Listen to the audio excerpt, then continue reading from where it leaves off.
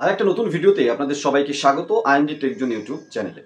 বন্ধুরা, technically fintech লাইনের, banking লাইনের সমস্ত তথ্য দিয়ে আপনাদেরকে সাবধান রাখা, আপনারা কাজ করুন, ভালোভাবে এগিয়ে যান।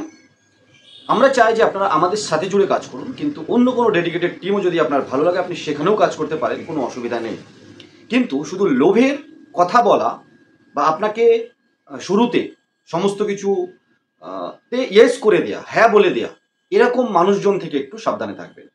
যেটা দেয়া সম্ভব সেটাই আমাদের কাছে পাবেন, এবং আমরা প্রথমেও বলবো, আপনি আমাদের সাথে জোড়ার পরেও বলবো, কোনো ইল্লিগাল জিনিস বা আপনার অধিকারের মধ্যে পড়ে না এরকম কোনো জিনিস চাইবেন না। চাইলেও আমরা না করে দেবো, আগেও আমাদের সাথে জোড়ার পরেও।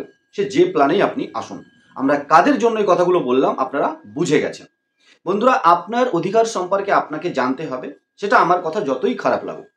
এইপিএস ছাড়া আপনি আপনার দোকানে বসে ক্যাশ দিতে পারেন না কাউকে।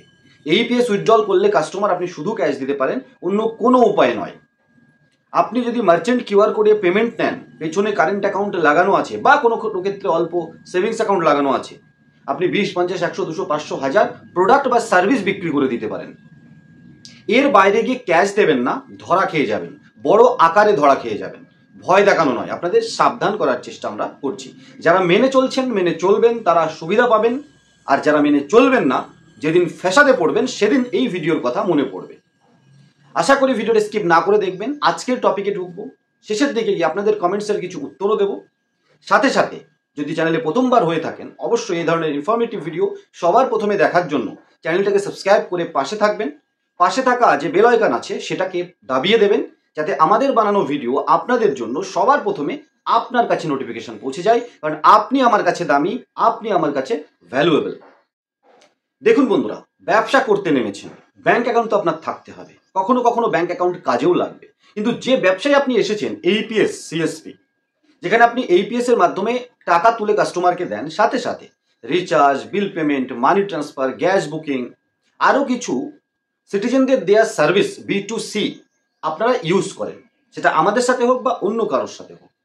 কিছু কাস্টমার আসে ক্যাশ নিয়ে, আর কিছু কাস্টমার এইপিএস এর জন্য আসে ক্যাশ নিতে।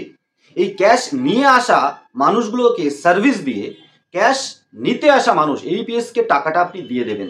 এই সম্পূর্ণ ব্যবসাটা আপনাকে সুন্দরভাবে করতে হবে। ব্যাংকের থেকে যেন ক্যাশ তুলতে না হয়, এর ব্যবস্থা আপনাকে করতে হবে। আপনি এইপিএস থেকে পয়সা তুললেন, আপনার ওয়ালেটে পয়সা চলে এলো, আপনি কি করছেন? বেঠিক নয়, সঠিক। আপনি আপনার ব্যাংক অ্যাকাউন্টে পয়সাটা ট্রান্সফার করে ওটা ব্যাংক থেকে বা এটিএম থেকে ক্যাশ তুলে এনে কাস্টমারকে দিয়ে দিচ্ছেন, কিন্তু প্রত্যেকটা পয়সা ব্যাংকে হিট করছে। এটাকে অ্যাভয়েড করার চেষ্টা করুন, অন্তত 90% অ্যাভয়েড করার চেষ্টা করুন। 10% হয়তো তখনও ক্যাশ তুলতে হবে। 100% কিভাবে অ্যাভয়েড করবেন সেটাও আমরা বলবো। এই যে প্রসেসটা বললাম, এটা সঠিক প্রসেস, আরবিআই রেগুলেটেড। আপনি ক্যাশ ব্যাংক থেকে বা ব্রাঞ্চ থেকে আনতে পারেন, কিন্তু বিশাল বিজনেস হয়ে গেলে ব্যাংক বা এটিএম আপনাকে দেবে না, চার্জ নেওয়া শুরু করবে। আরও চার্জ লাগতে পারে ইন ফিউচারে ওয়াইটিআর ফাইল করার সময়। তাহলে এটাকে অ্যাভয়েড করবেন কি করে? শুনুন, আপনি এইপিএস থেকে পয়সা ওয়ালেটে এলো, এবং সেই ওয়ালেটের পয়সা আপনি যে পোর্টালে এইপিএস করছেন সেই পোর্টালের বাকি সার্ভিসেস থেকে আপনি ইউজ করে দিন। দেখবেন কাস্টমার ক্যাশ নিয়ে এসছে, ওই ক্যাশগুলো recharge, bill payment, DMT money transfer, scan pay থাকলে গ্যাস বুকিং, আরও অনেক সার্ভিস আছে যেগুলো আপনি কাস্টমারকে দিলে, কাস্টমার ক্যাশ নিয়ে এসছে, সেই ক্যাশটা আপনি এইপিএস এর কাস্টমারকে দিয়ে দিতে পারলেন। আপনার ব্যাংকে কিন্তু টাকাটা হিট করলো না। এক্সাম্পলের হিসাবে ধরে নিন আপনার ওই পোর্টালে রিচার্জ, বিল পেমেন্টে কিছু জায়গায় কমিশন কম আছে, তাহলে যে সার্ভিস আপনি ওখান থেকে ইউজ করবেন, শুধু কমিশন কম নয়, আরও বিভিন্ন কারণে বিভিন্ন পোর্টালে মানুষ সার্ভিস ইউজ করেন, ডিএমটিতে চার্জ বেশি, আপনি করবেন না।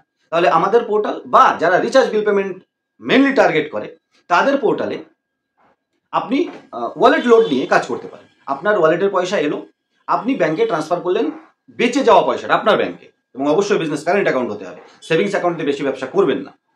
এবার ওই পয়সাটা ট্রান্সফার করলেন, এটা রেগুলেটেড, একদম সঠিক। আপনি ক্যাশ তুললেন না, আপনার ওই ব্যাংকের টাকাটা আপনি কোম্পানি ওয়ালেটে, আমাদের হতে পারে বা অন্য কোনো ব্যাংকের, আমাদের কোম্পানির ব্যাংক অ্যাকাউন্টে ট্রান্সফার করলেন লোড নেওয়ার জন্য, এবং সেই লোডটা আপনি আপনার ওয়ালেটে নিয়ে আমাদের পোর্টাল থেকে recharge, bill payment, money transfer, DMT করলেন। এক্ষেত্রে কি হলো? ক্যাশ আপনাকে তুলতে হলো না, ব্যাংক তো হিট হলো কিন্তু ক্যাশ তুলতে হলো না। আর আপনি যেমন এইপিএস এর পয়সাটা আপনার ব্যাংকে নিচ্ছেন, এটা আরবিআই রেগুলেটেড, একদম ওকে, পারফেক্ট। ঠিক সেরকমই ব্যাংক থেকে আমাদের মতো কোনো B2B পোর্টালে আপনি লোড নেওয়ার জন্য, আমরা যেমন এপিআই লোড নিই, কোনো ক্যাশ ডিপোজিট হয় না, কোনো পেমেন্ট গেটওয়ে দেয় না, ব্যাংক টু ব্যাংকে ট্রান্সফার করতে হয়। এটা কোটি কোটি টাকাও আপনি করতে পারেন, ব্যাংক অ্যাকাউন্টটা সেরকম হওয়ার দরকার। অবশ্যই ব্যবসা করার জন্য কারেন্ট অ্যাকাউন্ট খুলবেন। তাহলে আপনি আপনার ইপিএস এর পয়সা সেটেলমেন্ট করলেন 5-10 টাকা খরচ করে, সেটেলমেন্ট করা পয়সা আমাদের ওয়ালেটে নিয়ে নিলেন ব্যাংক টু ব্যাংক ট্রান্সফার করে, আমরা লোড দিয়ে দিলাম, আপনি কাজ করলেন, ক্যাশটা তুলতে হলো না। ক্যাশ তোলাটা অনেকটা রিস্কি এবং না করাটাই ভালো।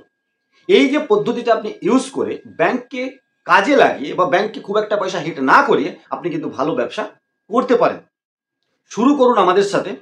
আপনার সেটেলমেন্টের পয়সা আমাদের ব্যাংক অ্যাকাউন্টে লোডে নিয়ে আপনি কাজ করার কিছুদিন কাজ করার পরে আপনাকে এইপিএস সার্ভিস আমরা আমাদের পোর্টালে দিয়ে দেবো।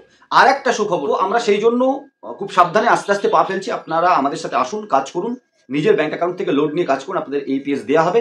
কিছুদিন কাজ করার পরে ওই লোড নেওয়ার ব্যাপারটা এইপিএস থেকে আপনি আমাদের মেন ওয়ালেটে নিয়ে নিতে পারবেন এবং সমস্ত সার্ভিস ইউজ করতে পারবেন। Recharge, bill payment, money transfer, gas booking, scan pay, সমস্ত কিছু। বন্ধুরা, এই কমেন্টসের কথা যখন চলে এলো, আপনাদের মধ্যে থেকে কেউ কমেন্টস করেছেন সেভিংস অ্যাকাউন্টে ইউপিআই মোবাইল নাম্বার অ্যাড হচ্ছে কিন্তু কারেন্ট অ্যাকাউন্টে হচ্ছে না। একদম সঠিক বন্ধুরা, বিভিন্ন ব্যাংক কারেন্ট অ্যাকাউন্টে ইউপিআই ইউজ করতে দেয় না, কারণ মোবাইল নাম্বারটা তাদের মোবাইল ব্যাংকিং বা ইন্টারনেট ব্যাংকিং এর সাথে অ্যাক্টিভ করে রাখে না। আপনি যদি সেই ব্যাংকের অ্যাকাউন্ট হোল্ডার হন তাহলে হবে না।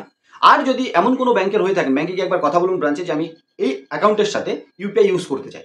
যদি ওরা দেয়, আপনি অ্যাপ্লিকেশন করে মোবাইল নাম্বারটা আপনার ওই কারেন্ট অ্যাকাউন্টের সাথে মোবাইল ব্যাংকিং বা ইন্টারনেট ব্যাংকিং এর সাথে অ্যাড করে লিঙ্ক করিয়ে নিন, তাহলে দেখবেন মোবাইল নাম্বার দিলে অ্যাকাউন্টটা ফেচ করবে। কোন ব্যাংকে কি বৃত্তান্ত জানি না, সমস্ত ব্যাংক তাও দেয় না, মানে দেয় না তাও নয়, আবার কিছু ব্যাংক কিন্তু দেয়। আমি কারেন্ট অ্যাকাউন্টের সাথে ইউপিআই আমার মোবাইল নাম্বার দিয়ে ইউজ করি। তো সেক্ষেত্রে আপনাকে ডিসিশন নিতে হবে, ব্রাঞ্চে গিয়ে কথা বলুন, নিশ্চয়ই সলিউশন হয়ে যাবে। তো এই ধরনের কমেন্টস করতে থাকুন, আমরা উত্তর দিতে থাকবো ভিডিওর মাধ্যমে বা কমেন্ট সেকশনেই। নতুন একটা ভিডিও খুব তাড়াতাড়ি আসবে, তখন সবাই ভালো থাকুন, সুস্থ থাকুন। আর আজকের ভিডিওটা স্কিপ না করে দেখলেন আশা করি। কেমন লাগলো কমেন্ট সেকশনে বলবেন, একদম মন খুলে কমেন্টস করবেন। খুব তাড়াতাড়ি আবার একটা নতুন ভিডিও নিয়ে আসি, তখন সবাই ভালো থাকুন, সুস্থ থাকুন। আইএনডি টেক জোন ইউটিউব চ্যানেলের সাথে থাকুন, কারণ আমরা সবসময় আপনাদের সাথে আছি, পাশে আছি।